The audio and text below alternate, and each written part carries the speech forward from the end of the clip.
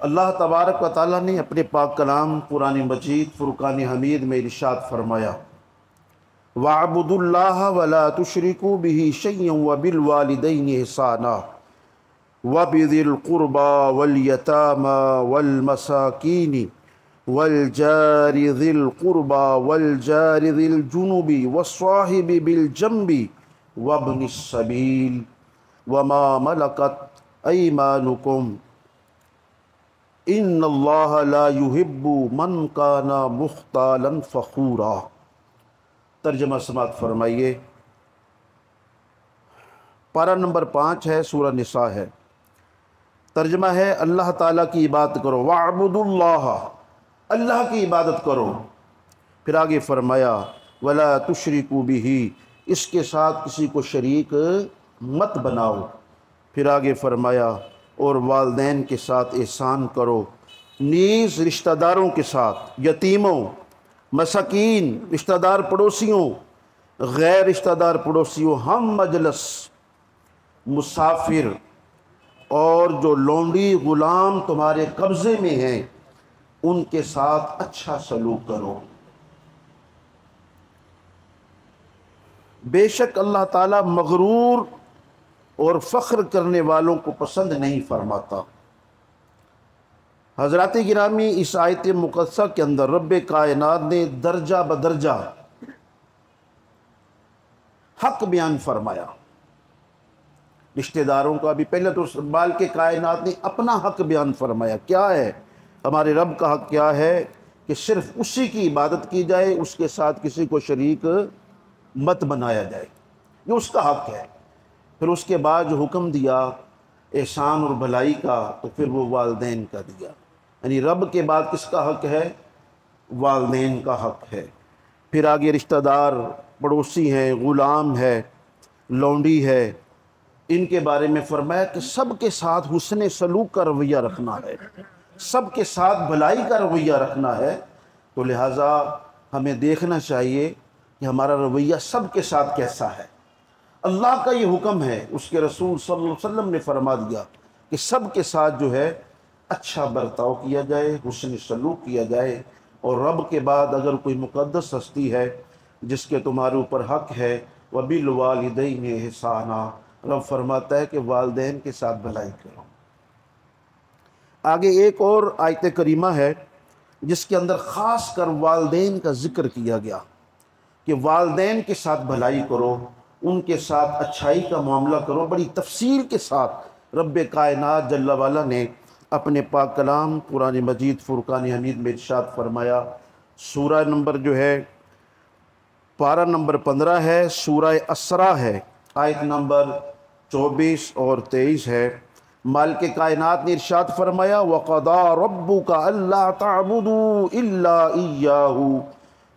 إِيَّاهُ وَبِالْوَالِدَيْنِ إِحْسَانًا إِمَّا يَبْلُغَنَّ عِندَكَ الْكِبَرَ أَحَدُهُمَا أَوْ كِلَاهُمَا فَلَا تَقُل لَّهُمَا أُفٍّ وَلَا تَنْهَرْهُمَا وَقُل لَّهُمَا قَوْلًا كَرِيمًا وَاخْفِضْ لَهُمَا جَنَاحَ الذُّلِّ مِنَ الرَّحْمَةِ وَقُل رَّبِّ ارْحَمْهُمَا كَمَا رَبَّيَانِي صَغِيرًا۔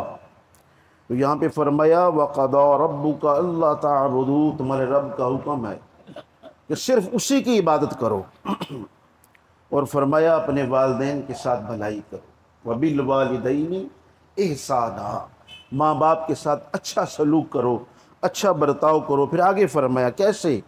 إِمَّا يَبْلُغَنَّ عِندَكَ الْكِبَرَ أَحَدُهُمَا، فرمایا کہ اگر ان دونوں میں سے، یعنی ماں باپ میں سے اگر ایک کو یا دونوں کو بڑھاپے کی حالت میں پاؤ تو پھر کیا کرنا ہے؟ ان کے آگے اف بھی نہیں کرنی۔ کیا فرمایا؟ ان کے آگے اف بھی نہیں کرنی۔ ماں باپ کی ادب و احترام، ان کے ساتھ بھلائی کا معاملہ کیسے کرنا ہے؟ مالک کائنات فرما رہا ہے اپنی زندگی میں بوڑھے ماں باپ کو پاؤ، ماں ہو یا والد یا دونوں ہی ہو، تو پھر کیا ہے؟ ان کے ساتھ احسان کرنا ہے، اور جو ہے اف بھی نہیں کرنی۔ اگر کوئی تکلیف آئے، ان کی وجہ سے پریشانی آئے، کوئی معاملہ آئے، تو اف کرنے کا بھی حکم نہیں۔ اف سب سے ہلکا کا کلمہ ہے، یہ کسی بات میں اف یہ کیا ہو گیا، تو یہ کہنے کی بھی اجازت نہیں ماں باپ کے لیے۔ پھر آگے ارشاد فرمایا وَلَا تَنْهَرْهُمَا وَقُلْ لَهُمَا قَوْلًا كَرِيمًا، فرمایا ان کے لیے جو ہے عاجزی کے بازو بچھا کے رکھنے، یعنی عاجزی کا مظاہرہ ان کے سامنے کرنا ہے، ان کے سامنے تکبر کا مظاہرہ نہیں کرنا، فخر کا مظاہرہ نہیں کرنا۔ ماں باپ کے آگے جو ہے وہ نگاہیں نیچی ہی رکھنی ہے، ماں باپ کے آگے لہجہ نرم ہونا چاہیے اور ہمیشہ ان کے ادب و احترام کا خیال ہونا چاہیے۔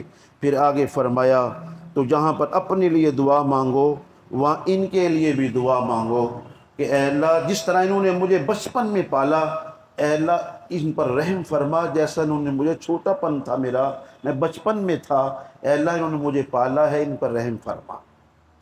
تو حضرات گرامی قدر ماں باپ کی عظمت و شان اللہ کریم نے بیان فرمائی اور بڑی تفصیل کے ساتھ بیان فرمائی۔ ایک محدث، یہ واقعہ نزہۃ المجالس کے اندر عبد الرحمن صفوری رحمۃ اللہ علیہ نے لکھا، ایک بہت بڑے محدث اپنے بچوں کو درس حدیث دے رہے ہیں، درس حدیث پڑھا رہے ہیں۔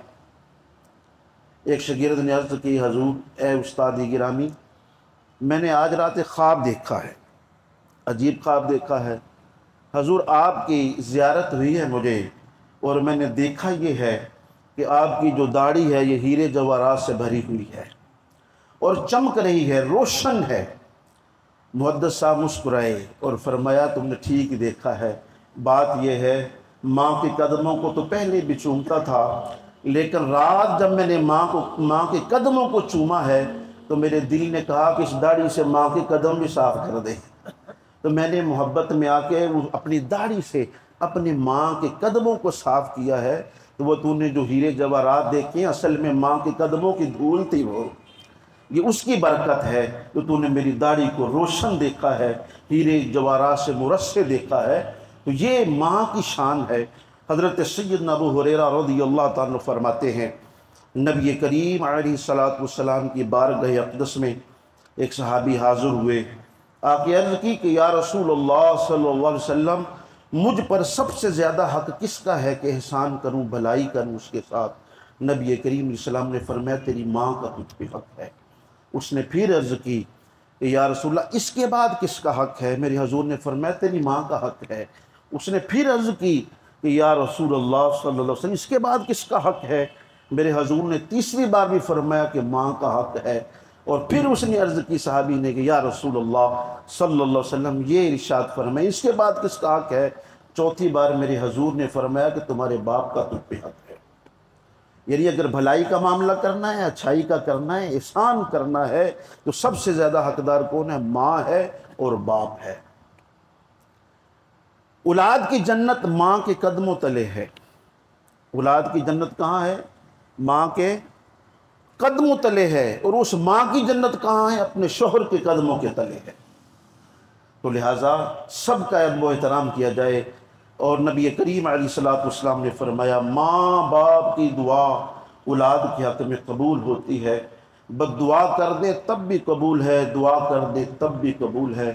ماں تو بد دعا دیتی نہیں ہے، وہ تو بس اوپر اوپر سے ہی باتیں کرتی ہے، اوپر اوپر سے بیٹے کو ڈانٹنے کے لیے، بیٹی کو سمجھانے کے لیے بات کر جاتی ہے، کبھی سختی میں، لیکن دل سے بد دعا نہیں کبھی کرتی ماں، کبھی ماں دل سے بد دعا نہیں کرتی۔ اور باپ ہمیشہ جب دعا دے گا تو سوچ سمجھ کے دے گا، بد دعا دے گا تو سوچ سمجھ کے دے گا۔ تو لہٰذا باپ دعا کر دے تو کیا ہے؟ اللہ قبول فرما لیتا ہے، بد دعا کر دے رب پھر بھی قبول فرما لیتا ہے۔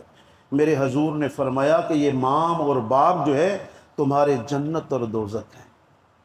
یہ کیا ہے؟ تمہارے جنت اور دوزخ ہیں ماں باپ۔ اسی طرح نبی کریم علیہ السلام کی بارگاہ میں عرض کی گئی کہ یا رسول اللہ صلی اللہ علیہ وسلم ایک صحابی ہے، چند دن ہو گئے جو ہے روح نہیں نکل رہی، عالم برزخ کے آج جو ہے آپ پہ جو ہے وہ سختیاں طاری ہیں، آخری وقت ہے لیکن روح قبض نہیں ہو رہی یا رسول اللہ صلی اللہ علیہ وسلم۔ میرے حضور نے فرمایا اس کے والدین میں سے کوئی حیات ہے؟ عرض کی گئی کہ یا رسول اللہ صلی اللہ علیہ وسلم بوڑھی ماں ہے، میرے حضور صلی اللہ علیہ وسلم نے ارشاد فرمایا اگر وہ آ سکے تو ٹھیک ہے، نہ آ سکے تو میں اس کے پاس حاضر ہوں گا، تو جا کے دیکھو کیا معاملہ ہے۔ صحابہ کرام گئے، اس کی والدہ کو بلایا، صحابی رسول صلی اللہ علیہ وسلم کی عرض کی کہ نبی کریم علیہ الصلوۃ والسلام نے یاد فرمایا ہے اگر نہ آ سکیں، میرے حضور نے فرمایا بڑھاپے کی وجہ تو میں حاضر ہوں آنے کے لیے۔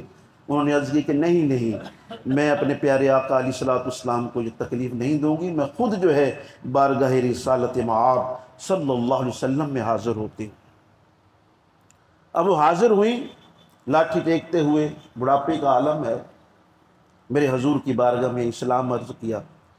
حضور نے جواب عطا فرمایا اور پوچھا کہ اے اماں جان یہ بتاؤ اپنے بیٹے سے راضی ہو کہ ناراض ہو؟ عرض کی حضور ناراض ہو۔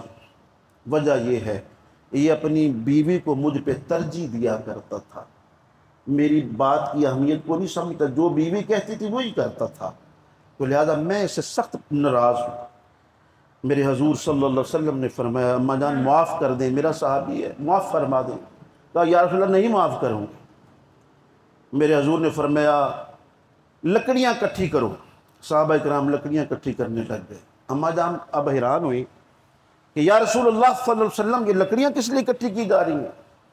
میرے حضور نے فرمایا تیرے بیٹے کو اس آگ کے اندر جو ہے جلایا جائے گا، پھر اس کی روح قبض ہوگی، کیونکہ میرا صحابی جہنم میں نہیں جائے گا، تو لہذا میں اسے دنیا کی آگ کے اندر جلا دوں گا تیری نافرمانی کی وجہ سے، اور آخرت کے عذاب سے یہ بچے گا۔ جب اماں جان نے یہ سنا، ماں کا دل تو پھر ماں کا دل ہوتا ہے، کہا کہ اچھا میرے بیٹے کو جلایا جائے گا؟ کہا کہ یا رسول اللہ میں نے معاف کیا، یا رسول اللہ میں نے معاف کیا۔ میرے حضور نے فرمایا جا کے دیکھو کلمہ طیبہ جاری ہوا کہ نہیں جاری ہوا؟ صحابہ فرماتے ہم گئے، ابھی مکان کے باہر ہی تھے، اندر سے وہ صحابی رسول صلی اللہ علیہ وسلم بلند آواز سے کلمہ پڑھ رہے تھے، اور کلمہ پڑھتے پڑھتے جو ہے دنیا سے رخصت ہو گئے۔ تو پتہ یہ چلا کہ ماں باپ کی اگر نافرمانی ہوئی، ماں باپ ناراض گئے، تو پھر موت کا لمحہ جو ہے بڑا مشکل ہے۔ علماء نے فرمایا کہ ہو سکتا ہے وہ دنیا سے بے ایمان ہو کر ہی جائے۔ اگر ماں باپ ناراض ہیں، کتنے بڑے ہم نمازی بن جائیں، کتنے بڑے حاجی بن جائیں، کتنے بڑے سقی بن جائیں، ماں باپ اگر ناراض ہیں آپ کی کوئی نیکی رب کی بارگاہ میں قبول نہیں ہے، کوئی نیکی قبول نہیں۔ اگر ماں باپ خوش ہیں آپ سے تو پھر رب بھی خوش ہے، آپ کی ہر عبادت رب کی بارگاہ میں مقبول ہے۔ نبی کریم علیہ الصلوۃ والسلام نے فرمایا یہ ماں باپ جو ہے تمہارے جنت اور دوزخ ہے۔ اور ایک حدیث مبارک ہے، اس کو حدیث آمین کہا جاتا ہے۔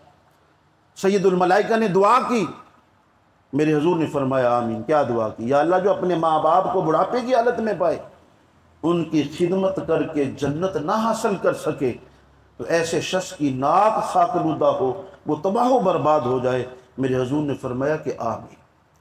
تو لہٰذا ہر ایک کا مقام ہوتا ہے، بیوی کا اپنا مقام ہے، ماں کی اپنی شان ہے، بہن کا اپنا مقام ہے، پھوپھی کا اپنا مقام ہے، خالہ کا اپنا مقام ہے۔ سب ایک کو اس کے مقام پہ رکھیں۔ ایک کی وجہ سے دوسرے کی حق تلفی نہیں ہونی چاہیے، ایک کی وجہ سے دوسرے کے ساتھ زیادتی نہیں ہونی چاہیے۔ سب کے ساتھ جیسا جیسا سب کا حق ہے، بیوی کو بیوی کے حقوق دیے جائے، ماں باپ کو ماں باپ کے حقوق دیے جائیں، بہنوں بھائیوں کو ان کے حقوق دیے جائیں۔ دیگر جو رشتہ دار ہیں رب نے خود فرما دیا سب کے ساتھ ہی حسن سلوک کرنا ہے۔ نبی کریم علیہ الصلوۃ والسلام نے فرمایا یہ ماں باپ تمہارے جنت اور دوزخ ہیں، تو لہٰذا ماں باپ کے ساتھ بھلائی کی جائے، اچھائی کی جائے، اور ہر درجہ بدرجہ جو ہے سب کے ساتھ حسن سلوک کیا جائے۔ رب کے بعد جو حق ہے وہ ماں باپ کا ہے، ان کے ساتھ حسن سلوک کیا جائے۔ تو ان کی جو دعائیں لیتا ہے ماں باپ کی، حضرت سیدنا سلیمان علیہ السلام اللہ کے پیغمبر ہیں، جن کا واقعہ امیر اہل سنت نے اپنی رسالہ کے اندر لکھا ہے کہ حضرت سلیمان علیہ السلام تخت پر تشریف لے کے جا رہے ہیں، ساتھ جو ہے انسان بھی ہیں، جنات بھی ہیں، سب مخلوق ساتھ ہے۔ تو ایک جگہ پہ بہت بڑی لہر آئی، آپ وہاں پہ ٹھہرے، حکم الہی ہوا کہ اے میرے پیغمبر یہاں پہ ٹھہرو، ہم تجھے ایک عجیب و غریب چیز دکھاتے ہیں۔ آپ تشریف لے آئے اور سمندر کے کنارے اترے، مخلوقات بھی اتری، تو آپ نے ایک جن سے فرمایا کہ جا کے تہہ میں اس غوطہ لگاؤ سمندر کے اندر، اور دیکھو کون سی وہ عجیب چیز ہے جو رب ہمیں دکھانا چاہتا ہے۔ وہ جن جو تھا بہت بڑا تھا، وہ سمندر کی تہہ میں اترا، اور وہاں سے ایک جو ہے سفید رنگ کا گنبد جس کے 4 دروازے ہیں لیکن دروازے کھلے ہوئے ہیں، وہ جو ہے سمندر کی سطح پہ نمودار ہو جاتا ہے، وہ جن لے کے حاضر ہو جاتا ہے۔ حضرت سلیمان السلام حیران ہوتے ہیں، اس گنبد کے 4 دروازے کھلے ہوئے ہیں، اور اس گنبد کے اندر ایک نوجوان ہے جو سجدے کی حالت میں ہے، اللہ کی حمد و ثنا بیان کر رہا ہے۔ بڑے حیران ہوئے، واقعی عجیب و غریب معاملہ تھا کہ سمندر کے اندر، پانی کے اندر وہ مکان ہے جس کے اوپر گنبد بنا ہوا ہے، لیکن پانی اس کے اندر نہیں گیا ہے، اور نوجوان اللہ کی عبادت میں مصروف ہے۔ آپ نے اس کو پوچھا کہ اے نوجوان تو کون ہے؟ نوجوان نے کہا میں اللہ کا بندہ ہوں سر۔ جیسے سر کو اٹھایا، آپ کی بارگاہ میں سلام پیش کیا، آپ نے جواب عطا فرمایا، پھر آپ نے فرمایا تیرا معاملہ کیا ہے، کہ کیا ہے، تو انسان ہے کہ جن ہے، کون سی مخلوق ہے؟ اس نے کہا کہ الحمدللہ میں انسان ہی ہوں۔ آپ نے فرمایا یہ جو مقام تجھے حاصل ہوا یہ کہاں سے حاصل ہوا ہے؟ یہ عزت اور کرامت جو اللہ نے تجھے عطا کی یہ کہاں سے ملی ہے؟ اس نے عرض کی حضور یہ میرے ماں باپ کی دعاؤں کا نتیجہ ہے۔ میں نے بڑھاپے کے اندر اپنے ماں باپ کو پایا تھا تو میرے ماں باپ نے دعا کی تھی، یا اللہ ہمارے بعد اس کو ایسی جگہ دینا جو نہ زمین کے اندر ہو نہ آسمان کے اندر ہو، جہاں پہ شیطان جو ہے اس کو بہکا نہ سکے۔ اے مالک کریم اس کو ایسی جگہ سے رزق عطا فرمانا جو غیب سے تو عطا کیا کرتا ہے۔ فرماتے ہیں کہ میری والدہ اور والد کے انتقال کے بعد میں اچانک اس سمندر کی طرف آ گیا تو میں نے دیکھا کہ یہ گنبد نما محل جو ہے یہاں پہ سمندر کی سطح پہ ہے، تو میرے دل نے کہا، الہام ہوا کہ اس کے اندر داخل ہو جاؤں۔ میں اس میں داخل ہو گیا۔ حضور صدیاں گزر گئی ہیں، میں اسی گنبد کے اندر اللہ تبارک و تعالیٰ کی عبادت کر رہا ہوں۔ دونوں وقت مجھے پانی دیا جاتا ہے جو دودھ سے زیادہ سفید ہے، شہد سے زیادہ میٹھا ہے، دنیا جہاں کے ذائقے جس کے اندر موجود ہے اللہ کریم وہ مجھے عطا فرماتا ہے۔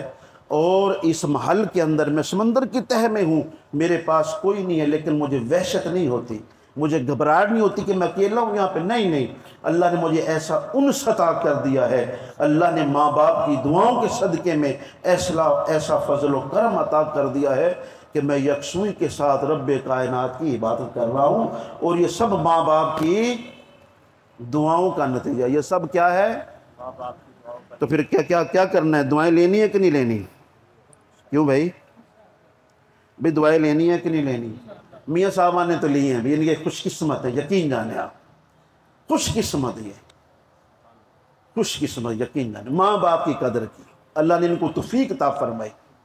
جو ماں باپ کی دعائیں لیتا ہے یاد رکھیں دنیا میں زمانہ ایک طرف وہ اکیلا ایک طرف وہ کبھی نہیں وہ ہارے گا، رب کبھی اس کی کمر نہیں لگنے دے گا، یقین جانے آپ۔ اللہ خوشحالیاں عطا کرے گا، اللہ کریم فراخیاں عطا کرے گا، اللہ کریم رحمت اور برکتوں کے دروازے کھول دے گا جن کے ساتھ ماں باپ کی دعائیں ہوتی ہیں۔ اور میرے حضور نے فرمایا کہ یہ جو ماں باپ کا ادب و احترام ہے، ماں باپ کو راضی کرنا ہے، یہ وہ اجر ہے۔ باقی جتنے اعمال ہیں ان کی جزا رب کائنات بروز قیامت عطا فرمائے گا، لیکن جو ماں باپ کی رضا ہے، جس نے ماں باپ کی دعائیں لی، ماں باپ کو راضی کر لیا، میرے حضور نے فرمایا کہ رب اس کو دنیا میں بھی اجر دے گا، آخرت میں بھی اجر دے گا۔ تو دنیا میں اجر کیا ہے؟ فراخ دستیاں، اللہ کی رحمتیں، اور کیا ہے؟ ہر معاملے کے اندر برکتیں ہی برکتیں۔ جس میدان میں جائیں گے اللہ کریم فتح عطا فرمائے گا، کیونکہ ماں باپ کی دعائیں بھی تیرے ساتھ ہیں۔ اور میرے حضور نے فرمایا سب گناہ جو انسان کرتے ہیں ان کی سزا اللہ کریم قیامت کے دن دے گا، لیکن جو ماں باپ کے نافرمان ہیں، جن سے ماں باپ ناراض ہیں، فرمایا اس کی سزا اس جہان میں بھی ملے گی، آخرت میں بھی ملے گی۔ اس جہان میں کیا سزا ہے؟ رب کی رحمت سے دور، برکتوں سے دور، ہمیشہ پریشان، تنگ دست، بدحال، کوئی عزت نہیں، کوئی وقار نہیں۔ لیکن جو ماں باپ کی دعائیں لینے والا ہے اس کی عزت اور وقار رب بڑھا دیا کرتا ہے۔ تو لہٰذا جو ہے ماں باپ کی دعائیں لی جائیں۔ آئیے علماء کرام نے 10 حقوق لکھے ہیں ماں باپ کے، وہ ہم سماعت کرتے ہیں۔ فرمایا نمبر 1، ضرورت کے وقت انہیں کھانا کھلانا۔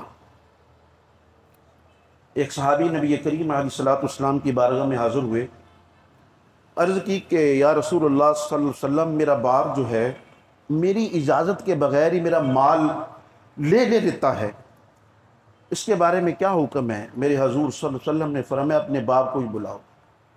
اب وہ باپ بھی آیا، نبی کریم علیہ الصلوۃ والسلام نے پوچھا کہ کیا معاملہ ہے؟ تو سید الملائکہ حاضر ہوئے کہ یا رسول اللہ صلی اللہ علیہ وسلم، اس شخص نے آتے ہوئے اپنے دل کے اندر کچھ اشعار بنائے ہیں، ابھی تک اس کے کانوں نے بھی سماعت نہیں کیا، تو حضور اس سے وہ سماعت کریں۔ وہ پوچھیں کیا اس نے وہ کلام ترتیب دیا ہے؟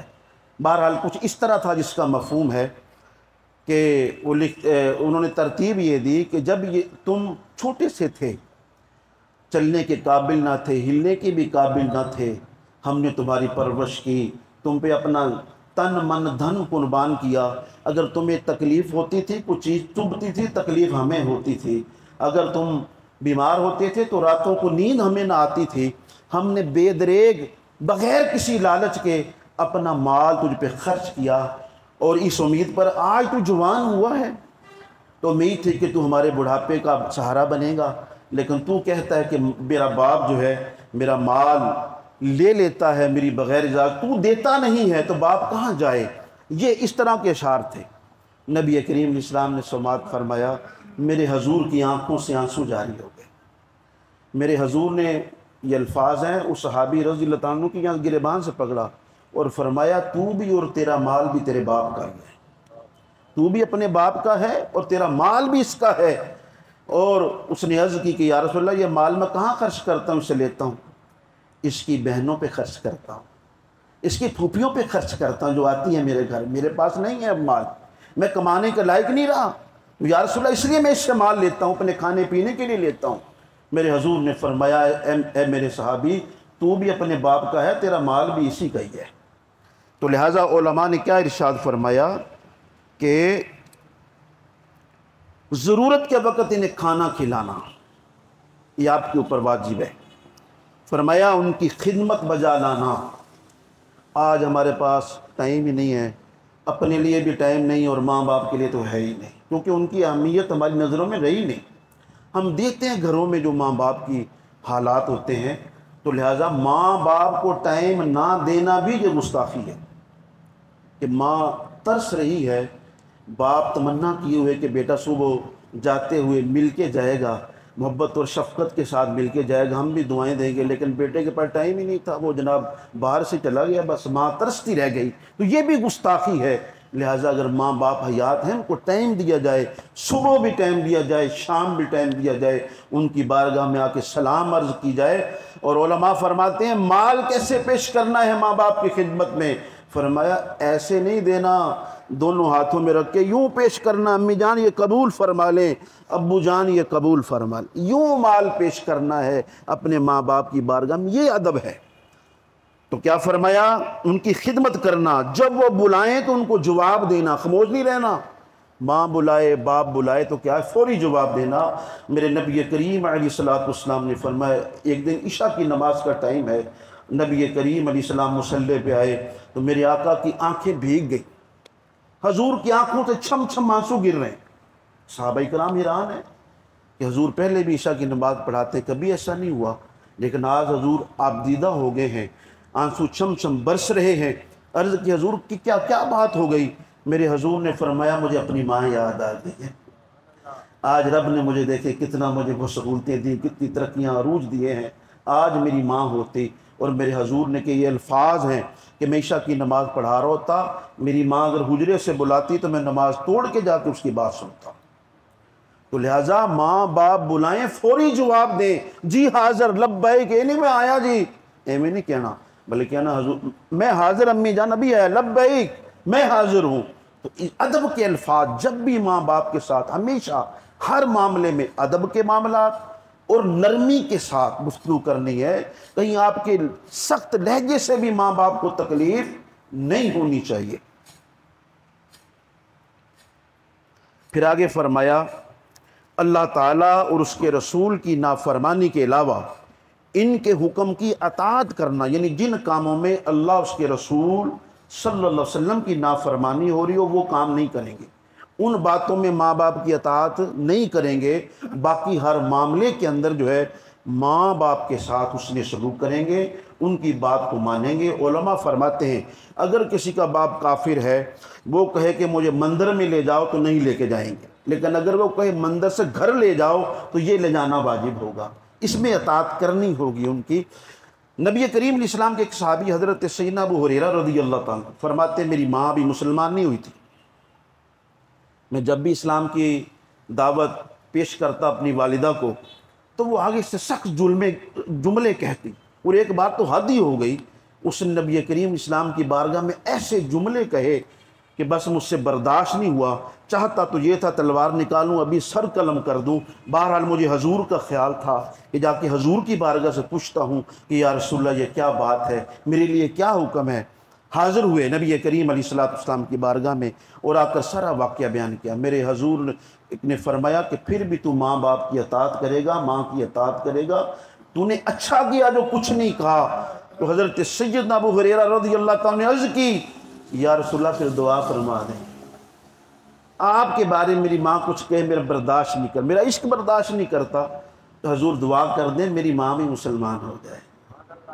मेरे हजूर ने दुआ के लिए हाथ उठा दिए, दुआ मार या अल्लाह इसकी माँ को ईमान की दौलत नसीब फरमा दे। सैयदना अबू हुरैरा रज़ियल्लाहु ताला फरमाते इधर हजूर ने हाथ उठाए दुआ के लिए, इधर मैं भागा घर की तरफ कि देखूं कितनी देर में दुआ कबूल होती है। फरमाया घर गया, दरवाज़ा लगा हुआ था और पानी गिरने की आवाज़ आ रही थी, यूँ महसूस हो रहा था कि वालदा गुस्ल कर रही हैं। फरमाते हैं कि मैंने दरवाज़ा जो खटखटाया, माँ गुस्ल के बाद जब बाहर आई कपड़े वगैरह पहन के तो उनके सर से जो है वो पानी टपक रहा था। जब दरवाज़ा खोला मैं हाजिर खिदमत हुआ तो माँ ने कहा कि ए अबू हुरैरा जिसके तुम ग़ुलाम हो मुझे भी उसका ग़ुलाम बना दो, मैंने गुस्ल कर लिया है, मेरे दिल से कुफ्र की तारीकी दूर हो गई है, मुझे भी कलमा शहादत पढ़ाओ और मुसलमान कर लो। फरमाते हैं कि मैं हैरान हुआ, हजूर की दुआ पहले कबूल होगी, मैं घर में देर से पहुंचा हूँ। फरमाते मैं वापिस हुआ बारगाह रिसालत मुआब सल्लल्लाहु अलैहि वसल्लम में आके अर्ज़ की कि या रसूलल्लाह सल्लल्लाहु अलैहि वसल्लम रब ने आपकी दुआ को शरफ़ कबूलियत अता फरमा दिया है, मेरी माँ मुसलमान हो गई है। अब हजूर एक दुआ और भी फरमा दें। जब देखा ना कि दरिया रहमत पे है, जोश पे है रहमत का दरिया का, हजूर एक दुआ और भी फरमा दें। मेरे हजूर ने फरमाया अब कौन सी दुआ? अर्ज़ की हजूर ये दुआ फरमाएं मेरी मोहब्बत, मेरी माँ की मोहब्बत अल्लाह ईमान वालों के दिलों में डाल दे।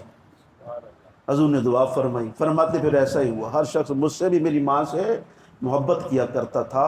तो पता ये चला कि माँ और बाप की बड़ी शान और अज़मत है, उनका बड़ा अदब व एहतराम है। फिर फरमाया उनके साथ नरमी से गुफ्तगू करना, सख्ती ना करना। अगर इन्हें लिबास की ज़रूरत हो तो ताकत के मुताबिक इन्हें लिबास अता फरमाना। फिर फरमाया चलने में इनके पीछे चलना। माँ बाप का अदब व एहतराम क्या है? माँ के आगे ना चले, माँ के पीछे चले, बाप के पीछे चले, उनसे आगे ना बढ़े, उनका अदब व एहतराम करे। फिर फरमाया इनके लिए वही चीज़ पसंद करे जो अपने लिए पसंद करता है। हमारा क्या म्यार है? अपने लिए बेहतरीन कपड़े, अब्बा जी के लिए जनाब बस, सबका नहीं है, भारत फी ज़माना बात कर रहा हूँ। माशाल्लाह बहुत अच्छे अच्छे लोग भी हैं अल्हम्दुलिल्लाह, लोग कदर करते हैं माँ बाप के रिश्तेदारों की कदर करते हैं, चाचा की कदर करते हैं, ताई की कदर करते हैं। उलमा इकराम फरमाते हैं जिनके माँ बाप दुनिया से नाराज़ गए हों, अब वो चाहते हैं कि वो राज़ी हो जाए तो फिर क्या करें? फरमाया पहली बात तो ये है कि वो खुद नेक बन जाए। क्या करे? पहले खुद नेक बन जाए, उसके जितने अमाल हों वो नेक हों। और फिर फरमाया कि वो माँ बाप के लिए दुआ करे, बख्शिश की, मग़फ़िरत की, दराजात की बुलंदी की दुआ करे माँ बाप के लिए। और तीसरा फरमाया माँ बाप के जो रिश्तेदार हैं, दोस्त हैं, जब माँ की सहेलियाँ हैं, उनके साथ अच्छा सलूक करेगा तो क्या है वो माँ बाप के साथ ही लिखा जाएगा इसलिए अच्छा सलूक किया है।